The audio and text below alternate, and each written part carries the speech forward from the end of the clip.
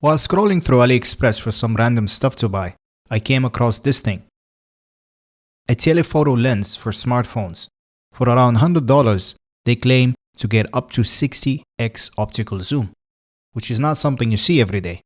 So let's put it to the test and see how it holds up. Spoiler alert, it's not terrible. Let's go.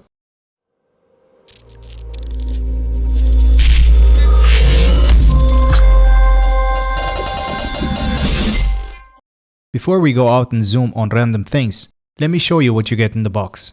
There's quite a lot actually, and they really go all in on this one. A Bluetooth remote, a cleaning cloth, foam pads to stuff between the phone and the bracket, a storage pouch for the lens, a bracket to mount the phones to the lens, an O-ring, a tripod, a rubber to use as a viewfinder, as the lens can also be used as a monocular, and finally, the lens itself.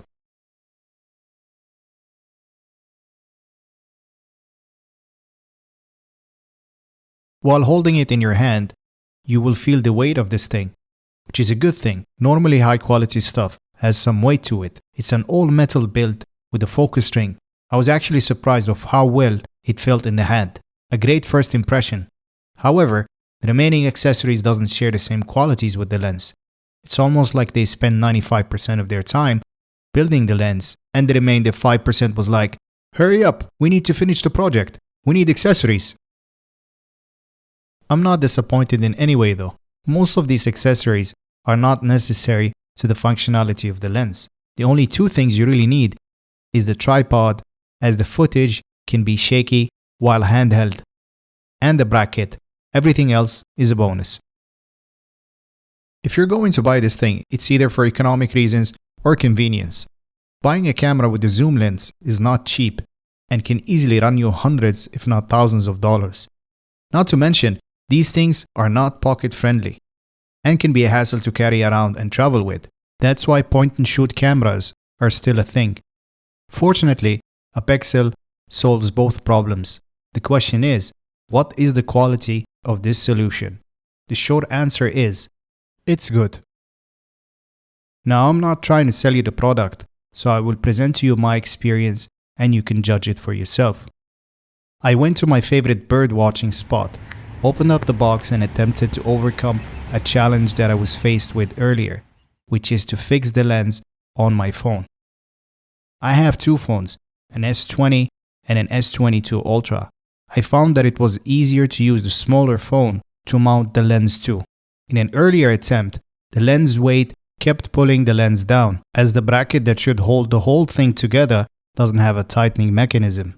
Shooting in portrait mode would solve the problem, but if you're shooting in landscape, you will need to use the provided foam pads to stop it from sliding.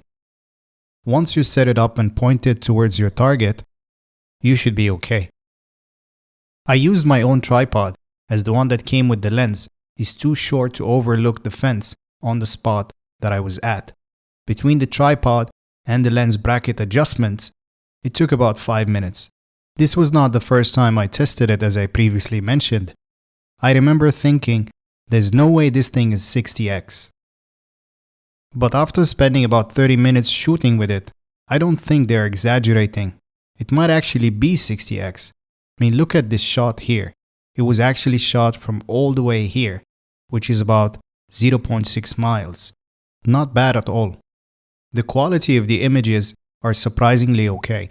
I mean, of course you lose some quality and there's some distortion here and there, as you're mounting the lens on top of a smartphone coated lens.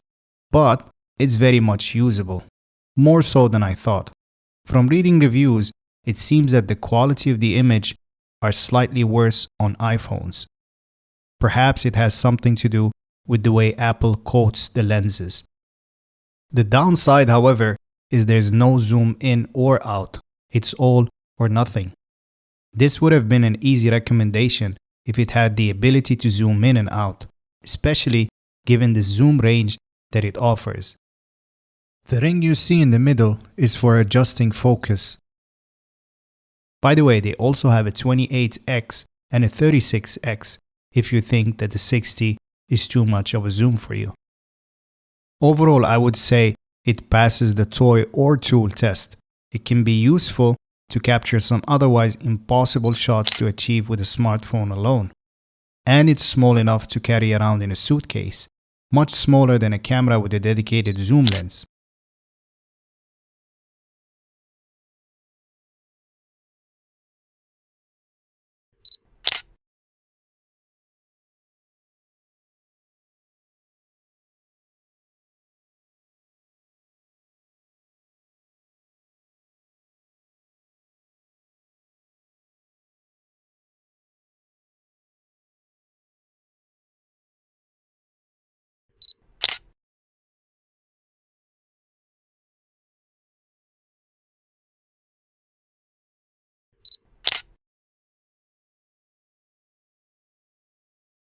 And if you don't want to go through the hassle of fixing it on your phone, you can use it as a monocular.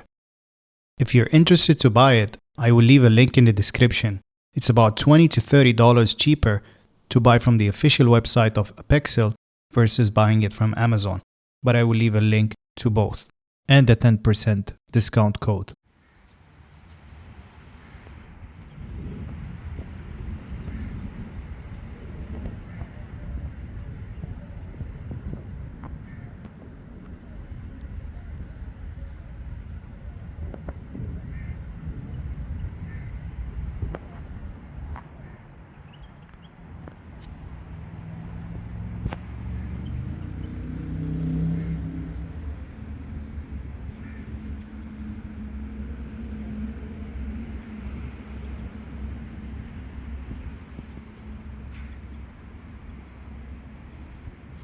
That's been it. I hope you enjoyed the video.